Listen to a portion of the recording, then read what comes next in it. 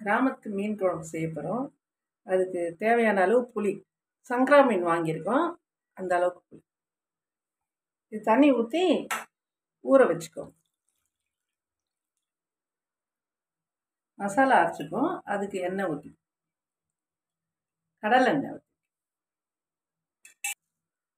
கடுகு, வெந்தயம்,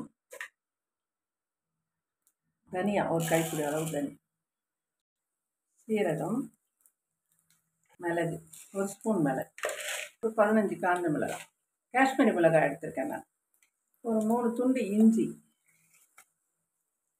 ஒரு 10 பல்லு பூண்டு.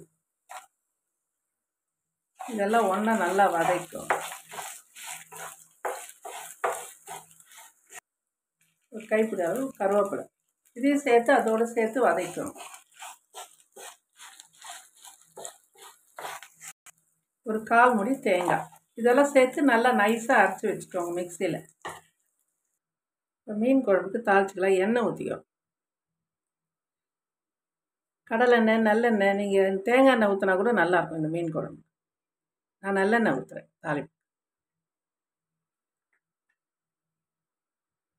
தாளிப்புக்கு. கடுகு,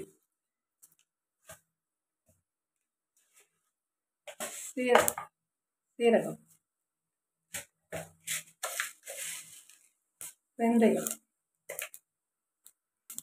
கருவேப்பிலை, ஒரு வெங்காயம், பச்சை மிளகாய் வதக்கும்.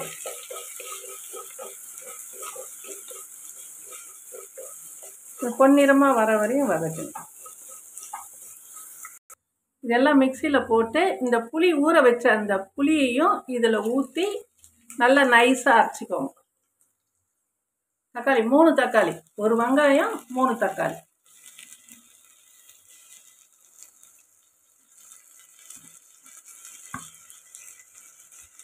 இதையும் இதோடு சேர்த்து நல்லா வதக்கும்.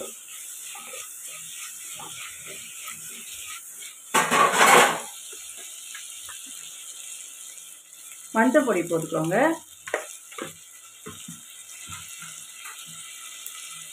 உப்பு போட்டுக்கோ, தேவையான அளவு உப்பு போட்டு, இந்த குழம்புக்கு தேவையான அளவு உப்பு. இதையும் சேர்த்து இதோட சேர்த்து வதக்குங்க.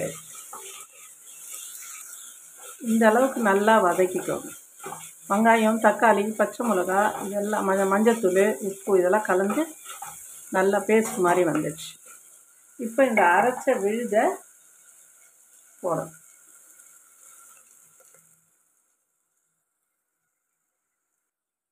மசாலாவை இந்த தக்காளி வெங்காயம்ல அதில் போட்டு நல்லா மிக்ஸ் பண்ணிக்கணும். ரொம்ப அருமையாக இருக்கும் இந்த குழம்பு. கொஞ்சம் தண்ணி ஊற்றிக்கோ.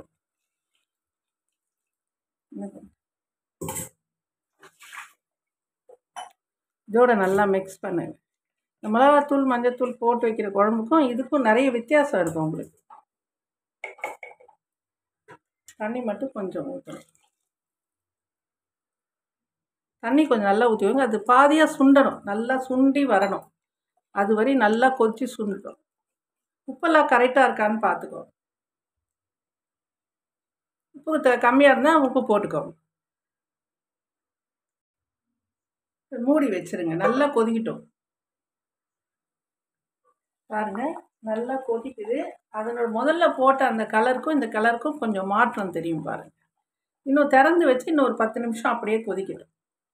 இல்லைன்னா அந்த பச்சை வாசனை வரும். அந்த நீங்கள் கொதிக்கிறப்ப அந்த வாசனை உங்களுக்கு போய் உங்களுக்கே தெரியும். அந்த டைமில் தான் மீன் போடணும். இன்னும் கொஞ்சம் நேரம் கொதிக்கட்டும், திறந்து கொதிக்கட்டும். சங்கரா மீன் வாங்கியிருக்கேன். உங்களுக்கு எந்த மீன் பிடிக்குதோ அந்த மீன் வாங்கிப்போ. இதே மாதிரி வச்சு குழம்பு வைக்கணும். இப்போ இந்த தீயை குறைச்சிக்கோங்க. ஏன்னா இது மீன் சீக்கிரம் வெந்துடும். ரொம்ப நேரம் கொதிக்க விட்டீங்க, சதை தனியாக, முள் தனியாக வந்துடும். அதனால் ஒரு கொதி வந்த உடனே இறக்கிடலாம். ஸ்லோவில் வச்சுட்டு தீயை இது பண்ணு.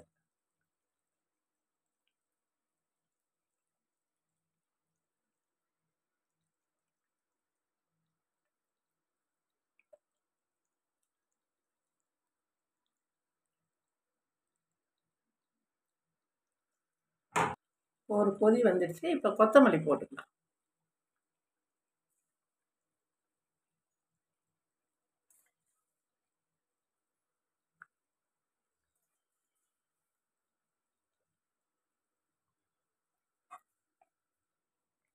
லேசாக மிக்ஸ் பண்ணிடலாம். ரொம்ப கொதிக்க விடாதீங்க, மீன் இதுவாகிடும். ஒரு கொதி வந்தால் போதும். இப்போ நல்லெண்ணெய்